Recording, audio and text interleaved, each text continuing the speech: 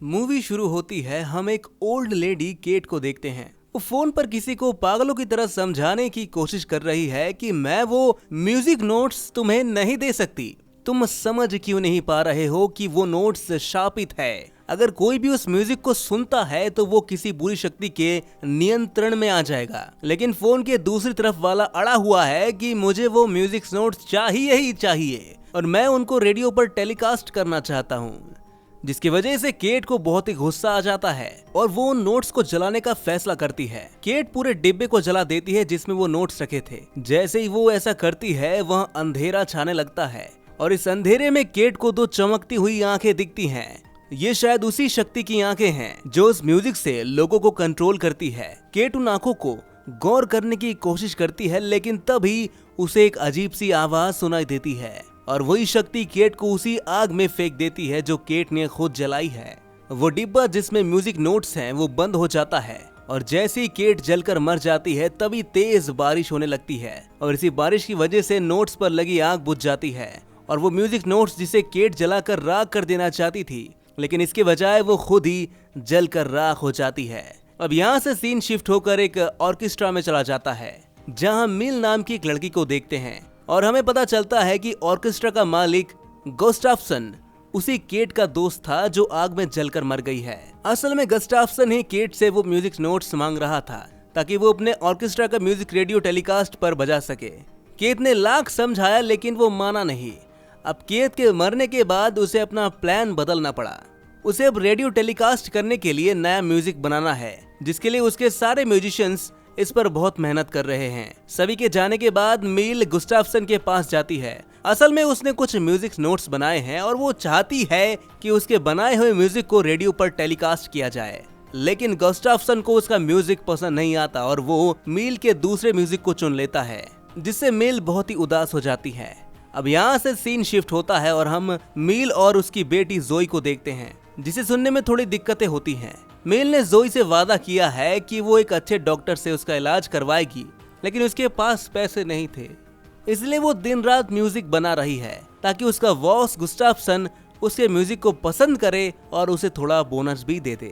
इस टाइम पर भी वो अपने बॉस गुस्ताफ्सन से यही बात करने के लिए आई होती है, लेकिन उसका बॉस गुस्ताफ्सन उसे बताता है कि मैं रेडियो पर केट के म्यूजिक नोट्स को टेलीकास्ट करना चाहता हूँ, लेकिन अब मैं केट के मरने के बाद मजबूर हो गया हूँ। मेल इस मौके को गंवाना नहीं चाहती है, इसलिए वो कहती है कि मैं केट के नोट्स को ढूंढ सकती हूँ, क्योंकि केट मेरी टीचर थी और मैं जानती हूँ कि वो नोट्स उन्होंने कहाँ पर छिपाई है। जिसके बाद मेल केट के घर पहुंच जाती है। उसे केट की बहन एलाइस मिलती है। जब मेल उसे बताती है कि म्यूजिक नोट्स लेने आई हूँ मैं, तो एलाइस उसे अंदर आने से मना कर देती है। मजबूरन मेल अपने कार में जाकर बैठ जाती है, लेकिन वो अपने मिशन से पीछे हट नहीं सकती है। उसे वो नोट्स चाहिए किसी हाल पर भी, तो वो छुपाकर दरवाजे के पीछे से घर के अंदर स्टोर रूम में घुस जाती है जहाँ वो नोट्स रखे थे। उसी वक्त उसे शीशे में एक साया दिखाई देता है, पर वो उस साये को नजरअंदाज कर देती है। उसके बाद वो नोट्स ढूंढने लगती है और कुछ ही देर में उसे वो नोट्स मिल भी जाते हैं। नोट्स के साथ 2 रिकॉर्डर भी होते हैं। जैसे ही वो म्यूजिक सुनती है तो चारों तरफ अंधेरा छाने लगता है और उसे अजीब अजीब चीजें दिखाई देने लगती है। वो देखती है कि एक लड़की समुद्र में डूब रही है। इससे पहले वो उसे धुन में खो जाती, तभी वो अचानक एक खिड़की से टकराकर बेहोश हो जाती है और उसे जब होश आता है तो वो बिना समय गवाए अपने नोट्स उठाती है और कार की तरफ भागने लगती है। कार के पास पहुंचते ही उसे ये याद आता है कि वो कार की चाबी तो अंदर ही भूल आई है। जब वो चाबी लेने वापस आती है तो वो वहाँ पर काले कपड़ों में एक अजीब सी चीज देखती है और वो डर के मारे कार में आकर बैठ जाती है और वहाँ से भाग निकलती है और सीधे वो नोट्स लेकर अपने बॉस गुस्ताफ्सन के पास पहुँच जाती है। वो गुस्ताफ्सन को नोट्स दिखाकर कहती है कि ये अधूरे हैं, लेकिन मैं इन्हें पूरा कर सकती हूँ। गुस्ताफ्सन बहुत ही खुश होकर मेल को नोट्स पूरे करने के लिए समय दे देता है, जिसके बाद मेल केट के नोट्स पर काम करना शुरू कर देती है और वो नोट्स पूरे करने के लिए केट का रिकॉर्ड किया हुआ म्यूजिक भी सुनती है। म्यूजिक सुनते हुए उसे फिर से अजीब अजीब चीजें दिखाई देने लगती है। वैसे ही वो देखती है कि इस बार वो खुद एक पहाड़ की चोटी पर बांसुरी बजा रही है। जैसे वो म्यूजिक खत्म हुआ तो वो देखती है कि उसने जो नोट्स लिखे थे वो खुद ब खुद पूरे हो चुके हैं। ये आवाज उसे परेशान कर रही थी। वो समझ नहीं पा रही थी कि ये आवाज आखिर है क्या। इस सवाल का जवाब पाने के लिए वो अपने एक दोस्त फिलिप के पास जाती है। जो एक ऑडियो स्टूडियो में काम करता है। उसके दोस्त ने म्यूजिक को ध्यान से सुना और बताया कि ये म्यूजिक बहुत अजीब है। केट ने उसे उल्टे तरीके से बताया जो कि बहुत खतरनाक हो सकता है। उसने बताया कि पुराने जमाने में लोग म्यूजिक को उल्टा करके बुरी शक्तियों को बुलाते थे। मेल अपने दोस्त की बातों को ज्यादा सीरियसली नहीं लेती। अब हम मेल के घर का सीन देखते हैं। मेल की बेटी जोई का दोस्त कॉलिन केट का म्यूजिक सुनता है और उसे अजीब अजीब चीजें दिखाई देने लगती है। वो जोई को बताता है कि मुझे ऐसा लग रहा है कि यहाँ कोई बुरी आत्मा है, लेकिन जोई इस पर ज्यादा ध्यान नहीं देती और दोबारा खेलने लग जाते हैं। तभी उसके थोड़ी देर बाद उस लड़के को एक गेंद दिखती है और जैसे वो गेंद उठाकर ऊपर देखता है तो उसे एक काला सा भूत दिखाई देता है। वो भूत बहुत डरावना है जिससे कॉलिन बहुत डर जाता है और भूत उस पर अपना जादू करके अपने वश में कर लेता है। अब कॉलिन भी वही म्यूजिक बजाने लगता है जो केट ने बनाया था। उसी रात कॉलिन को अपने बिस्तर के नीचे एक चूहा दिखाई देता है। जैसे ही वो उस चूहे को देखता है तो उसे वो भूत फिर से नजर आता है। भूत कॉलिन को अपने काबू में कर लेता है और उसे अपने साथ ले जाता है। कॉलिन की मदर जब कमरे में आती है तो कमरे में कॉलिन नहीं होता, जिससे वो घबराकर मील के पास कॉल करती है क्योंकि वो उसकी दोस्त है। मील भी इस बात से बहुत परेशान हो जाती है तो वो पुलिस को इन्फॉर्म करते हैं। वो कॉलिन को बहुत ढूंढने की कोशिश करते हैं लेकिन उनको कॉलिन कहीं नहीं मिलता। वही मील को शक होता है कि कॉलिन के गायब होने का कारण वो म्यूजिक तो नहीं है। जिसके बाद वो ऑर्केस्ट्रा में जाती है और अपने बॉस गुस्टाफसन को सारी बातें बता देती है। वो कहती है कि केट ने ये म्यूजिक बच्चों के लिए बनाया था। बच्चों के हिसाब से ये म्यूजिक बहुत ही डार्क है, हमें इसे टेलीकास्ट नहीं करना चाहिए। लेकिन उसका बॉस गुस्टाफसन उसकी एक भी बात नहीं सुनता। अमील अपने बॉस गुस्टाफसन से इस म्यूजिक को कंप्लीट करने के लिए एक दिन का और समय मांगती है। वो नहीं चाहती कि कोई और ये काम कर ले। वहीं फ्रैंकलिन का दूसरा क्लिक जिसका म्यूजिक पहले ही सिलेक्ट कर लिया गया था, अब वो मील का म्यूजिक सिलेक्ट होते देखकर उससे बहुत ही जेलस फील करता है। ऑर्केस्ट्रा में सभी लोग मील का म्यूजिक बजाने लगते हैं। जब मील का म्यूजिक बन जाता है तो उसके नाक से खून निकलता है और उसे फिर से एक अजीब सा दृश्य दिखाई देता है। इस बार उसे सफेद पहाड़ों के बीच एक महल दिखाई देता है। जब वो दृश्य बाहर आती है तो वो देखती है कि उसके नाक से खून बह रहा है। वो इंटरनेट पर इसके बारे में सर्च करती है तो उसे पता चलता है कि उसने जो जगह देखी थी वो जर्मनी में है। ये बात उसे जो की किताब से पता चलती है जिसके बुक में एक पाइपर की कहानी है। उस पाइपर को एक गांव के लोगों ने चूहों को भगाने के लिए बुलाया था। इस काम के बदले गांव वाले पाइपर को पैसे देने वाले थे। फिर पाइपर ने अपनी बांसुरी बजाई और सारे चूहे भाग गए, लेकिन गांव वालों ने पाइपर को पैसे नहीं दिए और इसी गुस्से में पाइपर ने गांव वालों के बच्चों को बांसुरी बजाकर कंट्रोल कर लिया और सबको ले जाकर एक कुएं में फेंक देता है, जिस वजह से सबकी मौत हो जाती थी। मील को इस कहानी पर विश्वास नहीं होता। वो अपनी म्यूजिक नोट्स पर काम करती है और थक कर सो जाती है। वही जो मील की बेटी केट का म्यूजिक सुन ही रही होती है कि तभी भूत फिर से उसके पास आ जाता है और जो जैसी पीछे मुड़कर देखती है तो वो भूत गायब हो जाता है। अब अगले दिन जब जो स्कूल में होती है तो उसको अपनी गेंद एक सुनसान जगह में नजर आती है। ये वही बॉल है जो गायब होने से पहले उसके दोस्त कॉलिन को भी नजर आई थी। वो गेंद एक बस की तरफ जा रही होती है, जो गेंद को लेने के लिए बस में चढ़ जाती है और जो पाइपर को देखती है जो अपनी बांसुरी बजा रहा था और इसी आवाज से बस के सारे शीशे टूट जाते हैं। जो जिसे कुछ भी सुनाई नहीं देता था, आज उसे भी ये म्यूजिक सुनाई देती है। स्कूल से घर जाते वक्त वो अपनी मॉम को इस बारे में बताती है और कहती है कि मैं वो म्यूजिक नहीं सुन पाई, इसलिए शायद मैं उसके काबू से बच पाई, लेकिन मेरे दोस्त ने भी गायब होने से पहले यही म्यूजिक सुना था। अब मेल ये सब बात सुनकर और भी ज्यादा परेशान हो जाती है। जब वो घर में काम कर रही होती है तभी उसे किसी की आवाज सुनाई देती है। जब वो देखने जाती है तो वो भूत उस पर हमला कर देता है। मेल की चीख सुनकर जोई अपने मॉम को देखने के लिए आती है। वो देखती है कि उसकी मॉम अजीब तरीके से बैठकर म्यूजिक बजा रही है और उसकी मॉम अचानक से पीछे मुड़ती है, जिसे देखते ही जो बहुत डर जाती है। वो देखती कि मेल का चेहरा काला पड़ गया है, उसकी आंखें जल रही हैं। ऐसा लग रहा था कि मानो भूत ने उस पर पूरी तरह से काबू पा लिया हो। इसी हालत में मील पागलों की तरह अपनी म्यूजिक नोट्स को पूरा करने में लगी हुई होती है। जब जोई उसे रोकने के लिए मील के पास जाती है तो वो जोई को धक्का देकर फेंक देती है। अपनी मॉम को इस हालत में देखकर वो डर जाती है, लेकिन दूर जाने से ज्यादा बेहतर उसे अपनी मॉम को बचाना लगा, इसलिए वो सारे म्यूजिक नोट्स फाड़ देती है और तभी मील होश में आती है। अब यहाँ से सीन शिफ्ट होकर ऑर्केस्ट्रा में चला जाता है, जब मील का बॉस गुस्टाफसन बहुत ही गुस्से में है।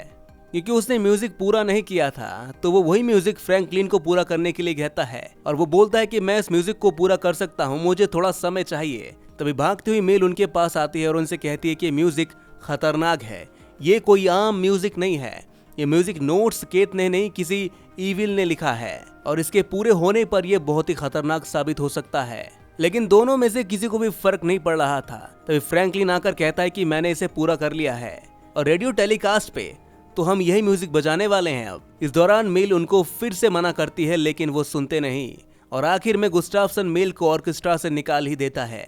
मेल जब ऑर्केस्ट्रा से जा रही होती है तभी वो देखती है कि उसकी दोस्त बिल्डिंग से कूद रही है क्योंकि उसने देखा कि उसका बेटा उस बिल्डिंग से जंप करते हुए झील में गिर रहा है।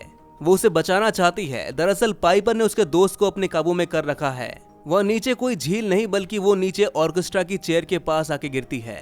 पाइपर इतनी आसानी से उसे इसलिए काबू कर लेता है क्योंकि यहाँ पर उसके बनाए म्यूजिक नोट्स बजाए जा रहे होते हैं। यहाँ ऑर्केस्ट्रा में बैठे सभी म्यूजिशियंस से उनकी मदद करने को कहती है लेकिन उनकी कोई मदद नहीं करने आता क्योंकि सभी पाइपर के बनाए उस म्यूजिक में खोए हुए थे। अब यहाँ से फौरन मेल अपने दोस्त फिलिप के पास जाती है जिसके पास केट का रिकॉर्ड किया हुआ म्यूजिक है।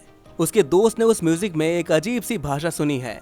वो भाषा इटालियन भाषा है और उसका मतलब है कि खून खराबा ही उसकी जिंदगी है, जिसे सुनकर वो बहुत ही डर जाती है और वो फिलिप को कहती है कि प्लीज इस म्यूजिक को तुम दोबारा मत सुनना क्योंकि मेल समझ चुकी है कि पाइपर केट के जरिए अपनी म्यूजिक नोट्स को पूरा करना चाहता था। उसे लगा कि केट ने जरूर कोई ऐसा म्यूजिक बनाया होगा जो पाइपर को रोक सके, इसलिए वो केट के घर जाती है। वही घर में जोई अकेली पाइपर की बुक पढ़ रही होती है। उस बुक के मुताबिक गांव वालों ने पाइपर को मार तो दिया था लेकिन पाइपर ने बोला था कि जब तक उसका म्यूजिक जिंदा है तब तक वो बच्चों को अपने काबू में करता रहेगा। तभी पाइपर यहाँ आकर उसे अपने काबू में कर लेता है और अपने साथ ले जाता है। इसके बाद हम देखते हैं कि मेल का दोस्त फिलिप को मना करने के बावजूद भी दोबारा उस म्यूजिक को सुनकर उसके दूसरे पार्ट को भी ट्रांसलेट कर लेता है।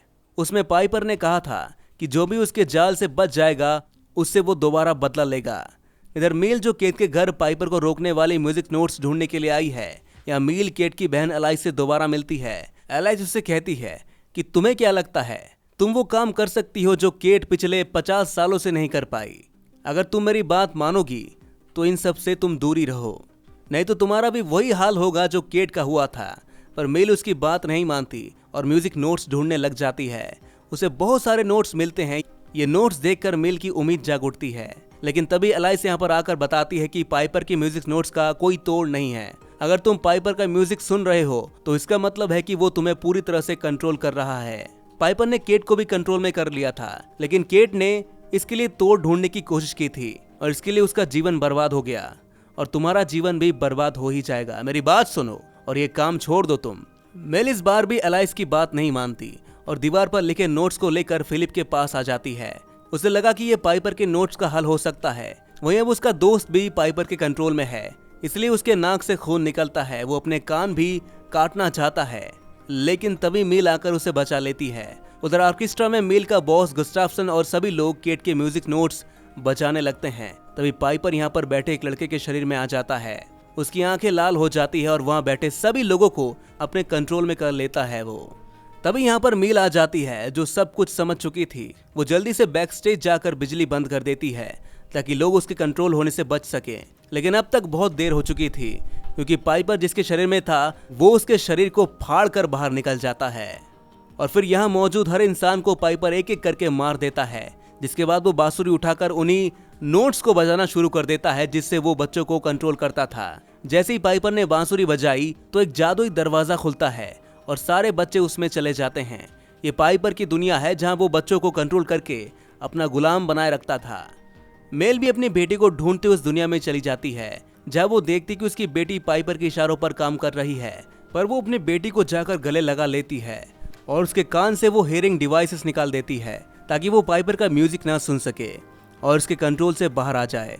और फिर मेल अपनी बेटी को लेकर भागते हुए उस दरवाजे से बाहर निकल जाती है जिस दरवाजे से वो पाइपर की दुनिया में गए थे, और यहाँ से भागते वक्त पाइपर उनको देख लेता है।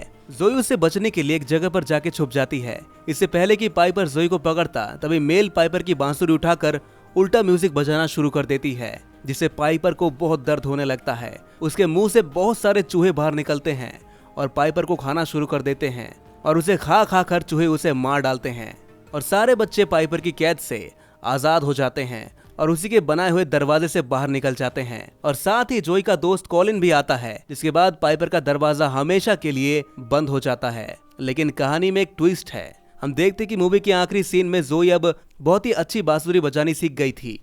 वो इस वक्त एक पुराना म्यूजिक अपने टीचर को सुना रही थी। टीचर भी उसके म्यूजिक से बहुत ही इंप्रेस होती हैं और इसी म्यूजिक को बजाते हुए जोई की आंखें चमकने लगती है, बिल्कुल पाइपर की तरह। इसका मतलब है कि पाइपर अभी तक खत्म नहीं हुआ था, वो जोई के अंदर था। और इसी रहस्य के साथ ये मूवी यहीं पर खत्म हो जाती है।